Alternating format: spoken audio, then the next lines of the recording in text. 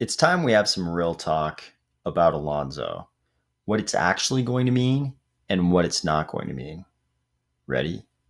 Let's go.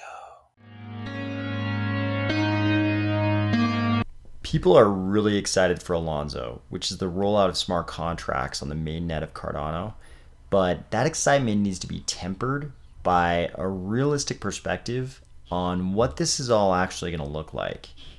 First of all, let's not get hung up on timing here. We all saw this chart in the May Cardano 360, and you can see from the chart that the timing of the transition from Alonzo Blue to Alonzo White looks like it's maybe somewhere in mid-June. We're actually clear over here now, and there's been a little bit of traffic on Twitter, a little bit of chatter that maybe indicates we're going to have that transition right now, like that's going to happen ASAP. But it definitely didn't happen back here. It's sort of happening up here. So the actual launch of Alonzo mainnet, I've sort of said all along, it could happen in September. It could happen in October. It could even happen in November. I don't think it really matters. We've waited for years. I know everybody's really impatient, but I don't think in the long run it's going to matter much whether we launch in September, October, or November. After all, what is software development if not slow and delayed? Case in point, here's a post by Crypto Kev on Twitter. I believe he made this chart. So this chart purports to show the sort of public rollout and finished product dates for various DeFi products on Cardano. Later on in the thread, he mentions that he's not 100% positive about all this, and he's hoping the respective projects will jump in and correct any mistakes he's made. But this is the information he's reporting. So what's super interesting about this, if you look at the finished product date, you'll notice there are 8 projects that he's listed dates for. 4 of those projects are in 2022, and we're talking about the finished product date. True, the public rollouts are a little bit earlier, but as far as these projects having, what he's classifying as a finished product, half of them with dates. We get 8 with dates, and a good 50% of them are in 2022. The 4 that have dates are all in Q4 2021. And this is software development, so any of those could get delayed to 2022.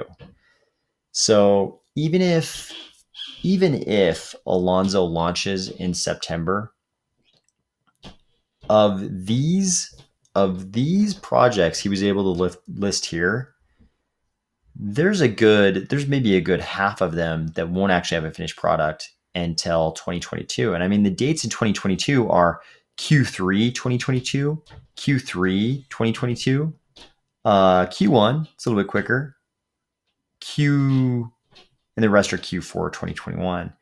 You'll notice he doesn't have a finished product date for Sunday Swap here. He just listed as delayed, and he doesn't have one for Yay Swap, but he lists public rollouts for those in Q4 2021. So, and even if we look at the public rollout dates, we've only got 2 or 3 that are in Q3 2021. The rest are in Q4 2021. So, I mean, Q4 2021 can be as late as December. That's just the public rollout, not even a finished product for most of these. So even if Alonzo launches in September, that'd be great. I would be ecstatic if Alonzo launches in September.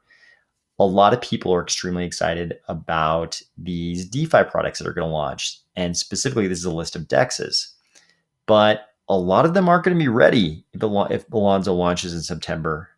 On the launch date of Alonzo, we may have some projects that are up and operational and providing services to consumers who want to use them.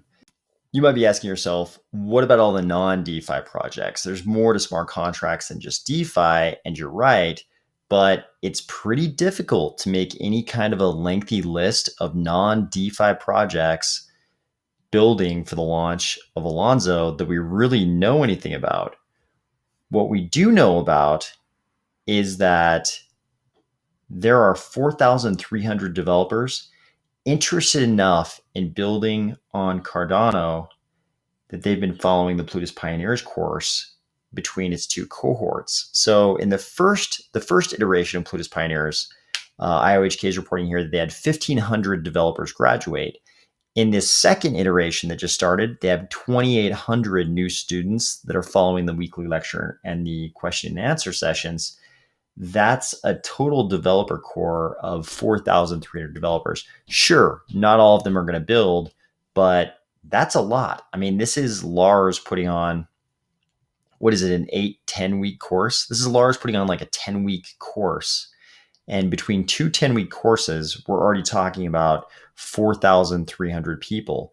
This isn't going to stop. This is going to keep going. They're going to keep building. The world doesn't really know about Cardano yet. I would guess that something like the vast majority of these 4,300 developers or prospective developers were probably pretty seriously involved in crypto before they ever even considered getting involved with the Plutus Pioneers course. I don't think this is sort of like their first exposure to crypto. This is still that very, in Charles's analogy of the island, the pond, and the ocean, with the island being Cardano, the pond being Ethereum developers, and the ocean being the wider world of developers. We are very much still on the island.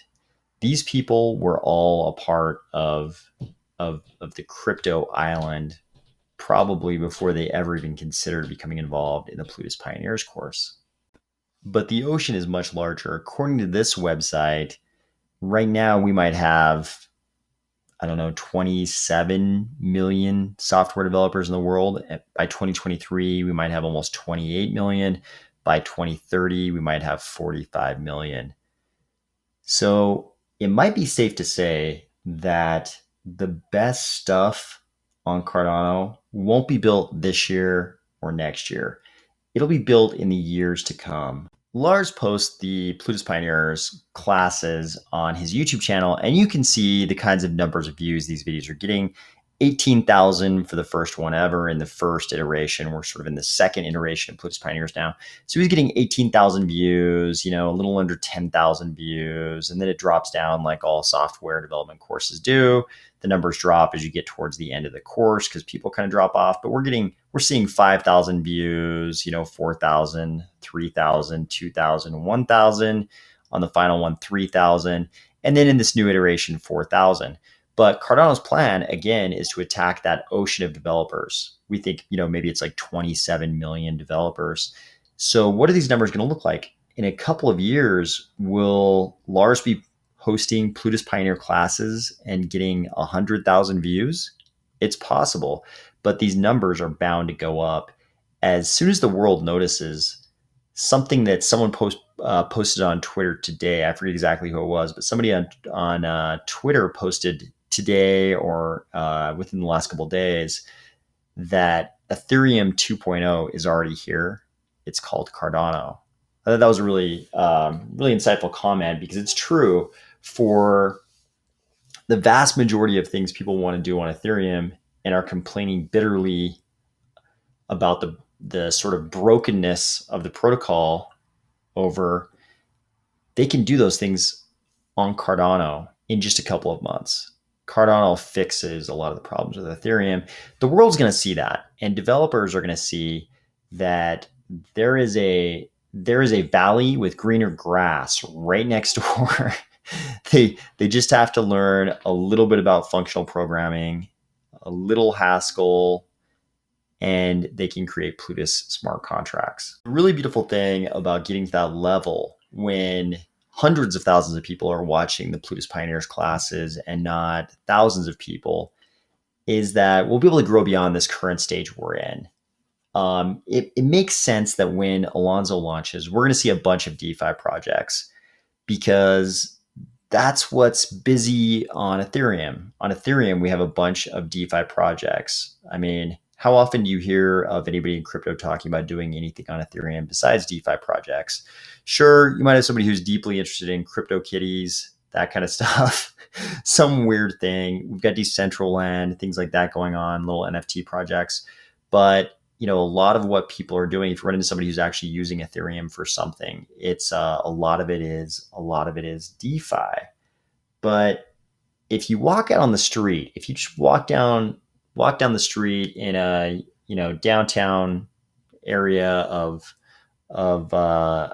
your city and talk to people about crypto, they probably don't even know what DeFi stands for.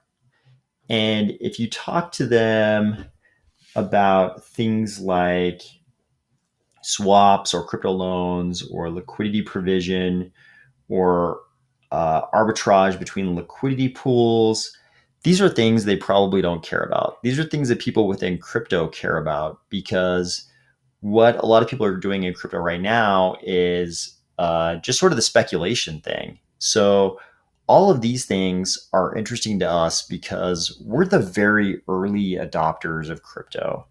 And I'm not going to give you the "we're so early" talk. I know everybody loves to hit that topic, and it's true. But because we're the very early adopters, we're very interested as a group. A lot of there's a disproportionate amount of interest in all of this DeFi stuff. Nobody on the street cares about arbitrage between liquidity pools because they never cared about that in the legacy system. When you talk about people who care about these kinds of exotic finance things, and they are actually exotic, um, what you're talking about, like in the legacy system, this is a very small class of people. A tiny percentage of the people out there even know what these things are.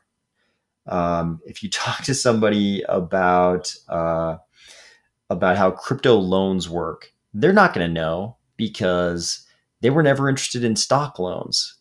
They're not thinking about how you can access the liquidity in your crypto holdings because they were never interested in accessing the liquidity in their equity holdings in that way, right? Most people don't have equity holdings in the legacy system the way we have crypto holdings in the crypto system. Most people, if they have equities, at least in North America, it's in their 401k. They're not dealing with those as immediately as we do with our crypto holdings. The people who care about those things in the legacy system are Wall Street, right? A very, very small elite class of people, subclass of people. It's a tiny percentage of the people. But the vast majority of people out there, they never cared about these things in the legacy system. And, some of them will care in the crypto system. Some of them may discover all these things, but these aren't going to be the things that serve the masses. The masses are probably not going to be magnetized to DeFi in this way, at least in the developed world. In the developing world, it might be different. Certainly, being able to provide credit through crypto to people in the developing world is going to mean something very different, because it might be the first time that farmer in Tanzania has ever had the ability to access credit. It might be the first time they were ever actually able to get a loan, because they may have never had access to banking before. They may have never been connected, never had banking, never had access to the internet before, all these things. So for them, these kinds of DeFi things, these financial rails, are probably going to be very important for people in the developing world. These financial rails will be very, very impactful. But in the developed world, what Fred was talking about here that we covered yesterday, the social rails might be more impactful for the masses. In case you missed it, Fred here is the CEO of the Cardano Foundation. And at the very beginning of the video we covered yesterday, he said, hey, look, the mission of the Cardano Foundation is for Cardano to become the future financial and social operating system for the generations to come. I think this is important. I love that there's the long-term commitment to build something that would last for generations, but I also love that they're not just focused on the financial rails thing. They're also focused on becoming a social operating system, because I think for a lot of people in the developed world, the idea of new financial rails eventually will make sense, but the financial rails we're creating in crypto are a little bit akin to trying to transport all of Wall Street into a crypto context. It's like, how do we rebuild stock loans as crypto loans? How do we turn people into liquidity providers so that we can have dexes instead of stock exchanges? I mean, obviously there's different paradigms there, but all these things, we're like recreating all of this, somewhat exotic stuff that exists for the Wall Street elite, but in the legacy system, it never existed for the average person. And I think a lot of the social operating system stuff, a lot of that stuff will be more impactful for the masses in the developed world. And we really do have to serve the masses. If we're just trying to lure all of these elite subclass of people involved in sophisticated finance over to crypto, that's great. And there's a lot of money there. It's not an exaggeration to say that there's a huge amount of money there. But I think in order for us to get to the 1 billion user number that the Cardano Foundation is talking about, sure, we have to do all the financial operating system stuff. But in the developed world, we probably also have to do the social operating system stuff. And I think that's the stuff that's going to come down the road. At first, after Alonzo, we're going to see some DeFi projects get launched. Probably not on day one. A lot of them will still be building. But eventually, in the next year or two, we're going to see a lot of DeFi get launched. But what's going to be more, and that's going to be great for all of us in crypto because we're interested in a lot of that kind of stuff. But for the masses who aren't in crypto, the stuff that's going to be really interesting for them is the social operating system stuff. And I think that's where we're going to build out stuff that you can show to your friends who've never been interested in crypto before because they're not interested in finance.